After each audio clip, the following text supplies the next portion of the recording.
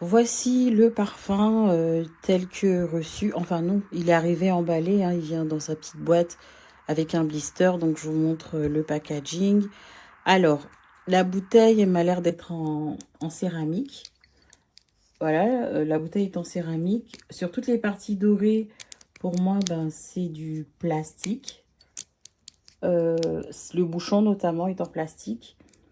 Donc concernant la livraison, hyper rapide, 24 heures, contre-signature, nickel. Donc pas de risque de voir votre colis se faire récupérer par quelqu'un d'autre.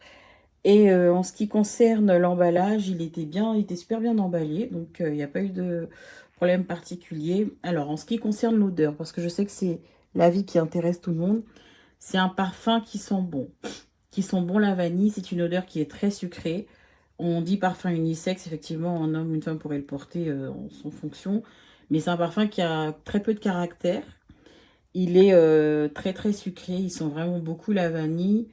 On peut dire que c'est vraiment la note qui domine.